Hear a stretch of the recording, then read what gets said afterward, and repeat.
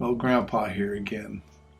Got another book, and it's going to be a good one, I think, for my grandson Benjamin, and anybody else who might like outer space and the universe and the solar system and those kind of things. And anyway, that's what I'm thinking it's about anyway. It's called When Dad Showed Me the Universe. It's got kind of interesting artwork on the front. I like it. And I really like art anyway. But anyway, I haven't pre-read it, so we'll get to hear it at the same time with each other. So anyway, let's check it out and hope you enjoy it. Here we go. When Dad Showed Me the Universe.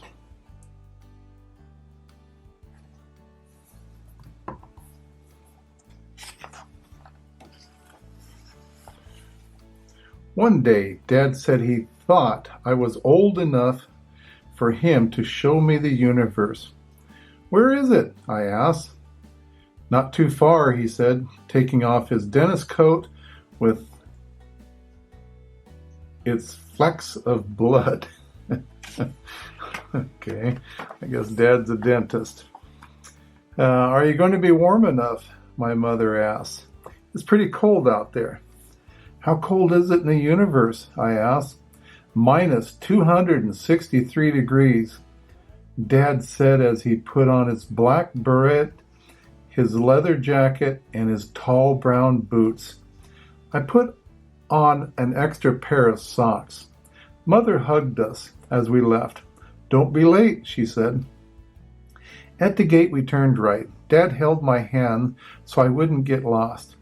He took long strides and he looked at the clouds as he walked.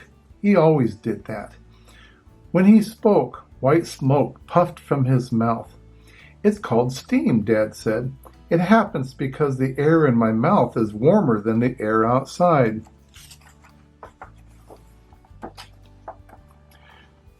What actually is the universe? I asked. The entire universe, said Dad, including everything, my friend. The way there was straight ahead and then to the left. Is that it? I asked. I pointed at the supermarket.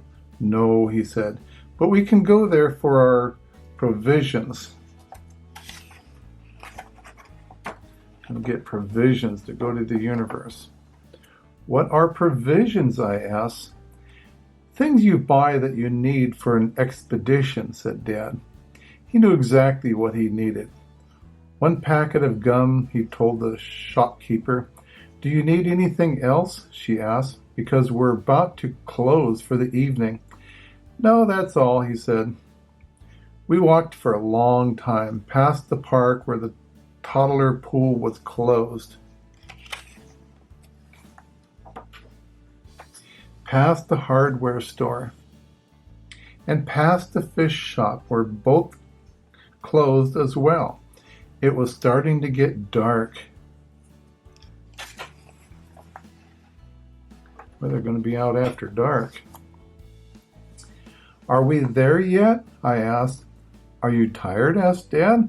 No, I'm not tired, I said, although I was. He whistled so it would be easy for us to keep walking. The tune floated in a white cloud above his black beret. Then he came to a ditch full of water. Dad carried me across so I wouldn't get wet. We're almost there, he said. There were no street lights at all. There they are, jumping across the ditch full of water. Dad led the way through the grass. We stopped on a small hill. Is this it? He nodded. I looked around. I was amazed. I had the feeling I'd been here before, that this was the place where people walked their dogs. Let's bring out the provisions, he said. Here you are. We stood there chewing solemnly on our gum. Can you see? Said Dad. I could see even though it was almost dark. I saw a snail from the universe creeping over a stone. Here's the snail. I saw a blade of grass swaying in the wind of the universe.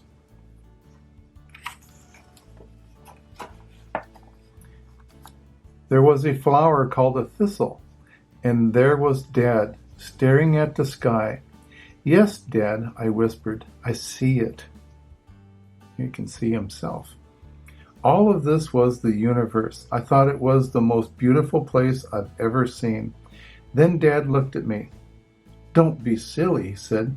You're supposed to look up. Look up. I looked up. 1,000 stars were burning in the sky. Dad pointed them out. He knew all their names. You can see the little bear, he said. And there we have the serpent, the horse, and the scorpion. Do you see its tail? I couldn't. For me, the stars all swam together like specks of dust in the living room when the sun shone. Yes, I said, because I didn't want to look silly again. Up there, everything is clear and still, he said. Everything's in its place. See how calm it makes you feel? I said. That's because it's so big that everything else seems small, he said. Look at all those stars.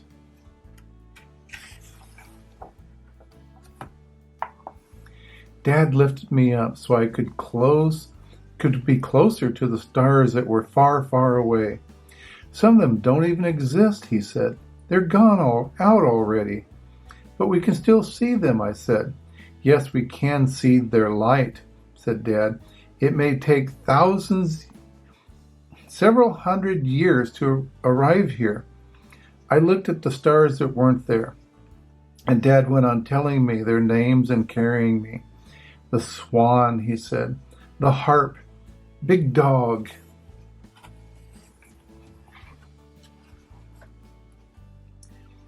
Then he was quiet. His nostrils flared. What on earth is that? He said. What? I asked. What's that stink? He snorted. I knew what he'd stepped in. It's Big Dog, I said. He stepped in big dog poop. Then we went home. Dad had lost his enthusiasm. He looked at the boot he'd wiped in the grass. You're probably too little anyway, he said. Then he walked in silence for a bit. All I wanted was to show you something beautiful that you'd remember forever, he said, taking my hand. But I will, I said.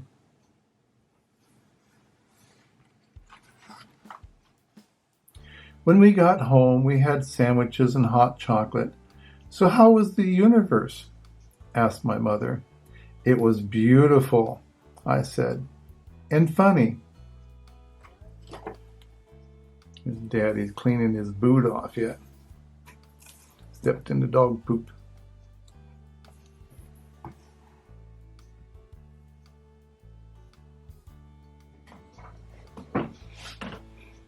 Well, there you have it. The universe